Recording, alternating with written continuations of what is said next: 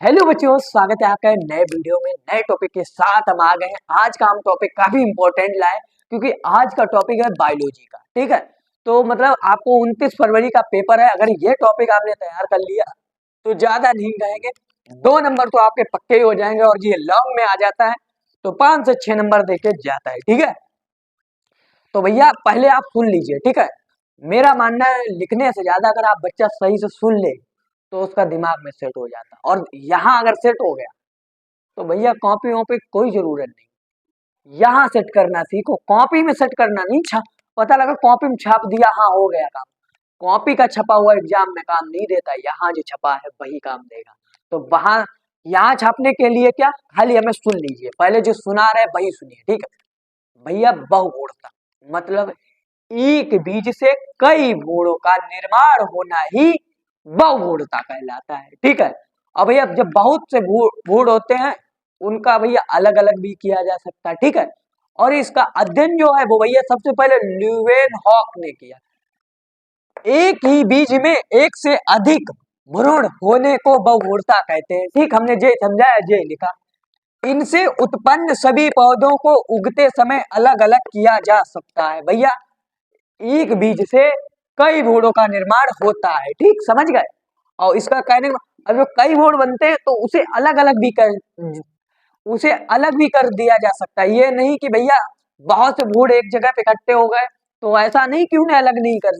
जैसे आपने लिप्टिस का पेड़ देखे होंगे, अब एक में कई कई उगाते, बाद में उन्हें क्या किया जाता, अलग अलग करके बहुत सारे पेड़ कर दिए जाते हैं। ठीक है, तो वही है। अब भैया इसका अध्ययन किसने किया, इसका अध्ययन किसने किया भैया, इसका अध्ययन ल्यूवेनहॉक ने किया। ये निम्न प्रकार के होते हैं। एक ही नंबर में आए लेकिन आएगा आपके 2 से 3 सेट में मिलेगा। और मैंने काफी रिसर्च के साथ अनसॉल्व पेपर को पहले देखा, जब ये भैया लगातार कब से 15 से दिया गया, 15, 16, 17, 18, 19, 20, 21, 22, 23, 23 तक लगातार आता गया। तो भैया 24 में फिर क्यों नहीं आएगा। तो सोच लीजिए, जब से आना इसने शुरुआत की तब से आ ही रहा। और ज्यादा नहीं, 1 नंबर में आता है, 1 या 2, और कभी कभी ये लॉन्ग में भी आ जाता। 5-6 नंबर आपके पक्के हो जाएंगे। ठीक, तो कुछ नहीं, अब भैया इसके प्रकार बता देते। प्रकार समझ लीजिए, फिर लॉन्ग पक्का हो जाएगा। अगर 1 नंबर में आता तो भैया कितना सर जी लिखे, यहाँ से यहाँ तक लिख दीजिए, आपका 1 नंबर पक्का। ठीक है, अब इसके प्रकार बता देते। फिलहाल कभी कभी ये लॉन्ग में भी आ जाता है। पहला भैया प्रकार क्या है, सरल बहुगुणता। ठीक है, क्या है भैया, सरल बहुगुणता। बीजांड में एक से अधिक भ्रूण कोश की उपस्थित बहुगुणता बहुगुणता सरल बहुगुणता कहलाती है। ठीक है भैया, भ्रूण कोश क्या है, भ्रूण कोश का मतलब जहां पे वो रह रहा, मतलब कोई चीज है, जैसे जो भैया बच्चा है वो यहाँ पे रह रहा। ठीक है, माँ के गर्भ में यहाँ पे रह रहा, तो ये उसका क्या हो गया, भ्रूण कोश।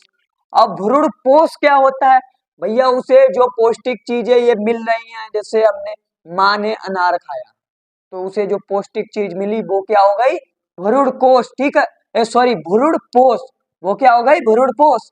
और जो कक्ष में रह रहा है उस कक्ष को क्या बोलेंगे, भ्रूण कोश। ठीक है, कोश कहे तो सेल। ठीक, तो समझ में आ गया हो, भ्रूण कोश। अब जैसे में भैया सरसों देख लीजिए, जैसे में क्या है, सरसों।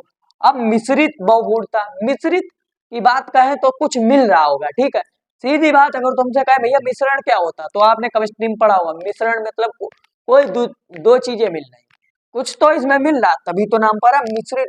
मिश्रित बहुगुणता, मिश्रित बहुगुणता क्या है, अंड कोशिका के अतिरिक्त किसी अन्य कोश के निषेचन के कारण मिश्रित बहुगुणता होती है। जैसे एलियम में भैया अंड कोशिका तो है ही है, उसके अलावा अन्य कोश, कोई और कोश है वो भी निषेचन की क्रिया कर रहा है, तो उसी को भैया क्या कहते हैं, मिश्रित बहुगुणता। ठीक है, तो आशा है आपको ये भी समझ में आ गया होगा। अब आगे बात करते हैं तीसरे की। आगे भैया तीसरा जो हमारा है विदलन, विदलन बहुगुणता। भैया विदलन माने, अगर विदलन कहें तो विदलन की शुद्ध हिंदी क्या होती है, टूटना। ठीक है, तो भैया क्या लिखा है, भूरी कोशिकाओं के 2 या 2 से अधिक भागों में बट जाने व प्रत्येक भाग की पूर्ण भ्रूण के रूप में विकसित हो जाने से विदलन बहुगुणता उत्पन्न होती है। ठीक, जैसे कुमुदिनी, इसका हेडिंग डालना भैया भूल गए, हेडिंग का चौथी का नाम है अपस्थानिक बहुमूर्ता। ठीक, आप हेडिंग डाल लेना। क्या डालोगे? अपस्थानिक बहुमूर्ता। अपस्थानिक क्या है भैया? कभी कभी भ्रूण कोश के बाहर कुछ कोशिकाएं बिना निषेचन के ही भ्रूण का निर्माण कर देती हैं, इसे अपस्थानिक भ्रूणता कहते हैं। कभी कभी क्या होता है भैया, कोश में तो बनते ही बनते भ्रूण, उसके अलावा बाहर भी उसके बन जाते हैं, और बन जाते हैं। और कैसे बन जाते हैं? बिना निषेचन के। अनिषेचन के कैसे बन जाते हैं? हाँ, बन जाते हैं, अनिषेक फलन से बन जाते हैं। वो उस पे वीडियो बना दी है, अनिषेक फलन अभी तक नहीं देखा तो भैया उसे देख लीजिए जाके। अब चारों आपको समझ में आ गए होंगे। अब भी अगर कोई दिक्कत है भैया तो कुछ नहीं, कमेंट बॉक्स में बता दीजिए, उसका भी आप लोगों को सोल्यूशन मिलेगा। फिलहाल दोस्तों, उम्मीद है ये वीडियो आपको पसंद आई होगी। पसंद आई हो तो कुछ नहीं, वीडियो को कर दीजिए लाइक, और चैनल पे नए हो तो चैनल को कर दीजिए सब्सक्राइब। जल्दी मिलते हैं नए वीडियो के साथ, तब तक के लिए धन्यवाद।